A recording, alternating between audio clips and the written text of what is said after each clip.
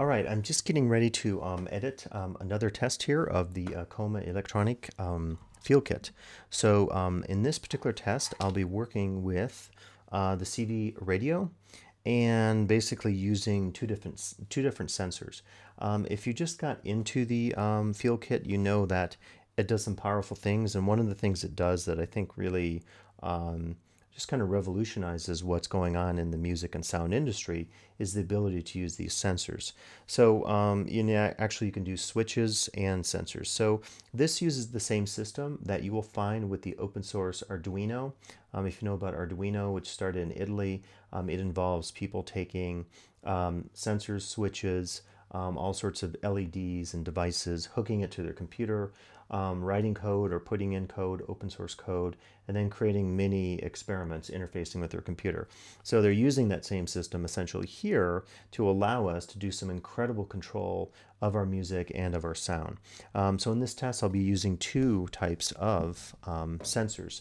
In the future, I'll do some other ones. And by the way, I will certainly do a video about sensors, how to make them, if you will, how to use them, and some of the possibilities. So look for that in the future once I get a few more sensors. But for now, let's use, okay, so one of the sensors we'll be working with is a distance sensor. And I basically have this art board and some clamps, and I will clamp it on there.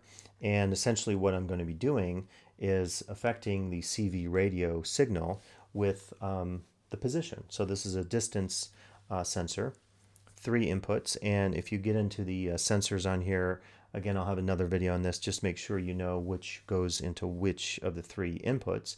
I also recommend you pick up some of these, say through Amazon. You can get like 100 of them or something for $7 or $8. And these are the same cords that are used with the Arduino system, whether it's the switches or the sensors for the analog input. Those are really handy to have. This particular one, which I got also on Amazon, came already with the cords. You just plug it in. Just be sure you know which of your 3 inputs you're putting where. And in a couple cases, like with this one, you have to read online. You could do it trial and error, but you have to read online to get a sense of what direction these are in terms of the 3 inputs. So that's the first sensor. The second one is equally interesting, maybe more, and this is a light sensor. So this is basically picking up the light, so all sorts of light, and you'll see a couple of videos actually where I do some tests also with the phenol synthesizer, not just the CV radio. And in those, I'll be using even like the video screen for the effect, and also for feedback on this. And that's what's really cool, I think, about the Field Kit, is you're getting into new forms of feedback in terms of experimenting with music. The last couple tests I've done have been with the solenoid and a lot of physical things. In this one, I wanted to work on feedback as a theme, if you will, controlling sound, altering sound, and new possibilities of working with sound. If you know anything about electronic music, say right now and 2017, is there's a lot of alternative controllers coming out. The Rolly C board's an example. Keith McMillan Instruments is another, where you have all this possibility of altering your sound in new dimensions in terms of pitch, velocity, aftertouch, whatever.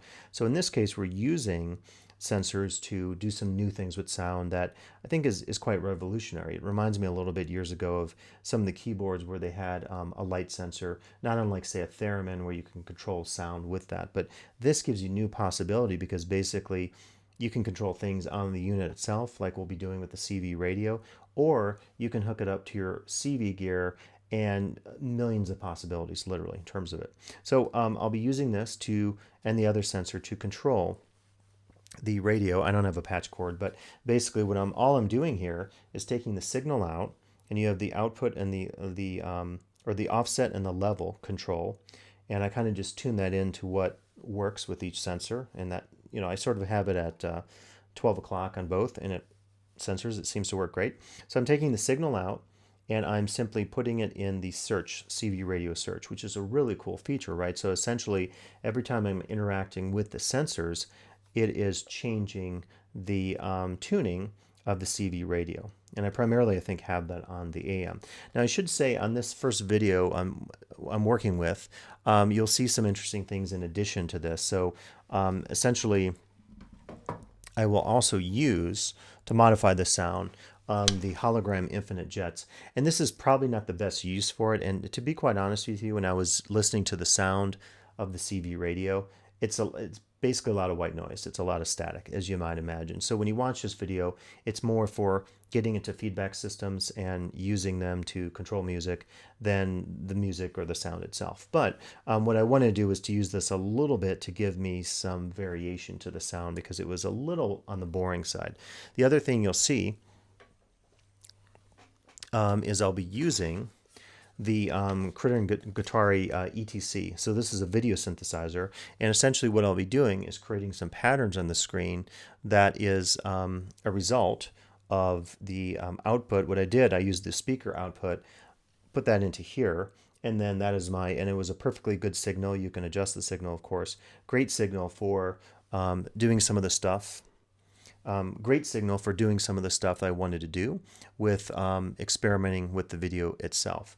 And so you'll see that, I think towards the end of the video as well, I'll use the light sensor maybe to interact with the screen, which is kind of cool. So you're getting this feedback system essentially where, so the light from the video going into this is interacting with the sound of the CV radio. When you watch my two videos on the phenol synthesizer and what I'm doing, I think it really takes it to a new level, again, using the video synthesizer. So this is my first use actually working with this as well. So I'm using a few new devices to show you, I guess, some of the possibilities.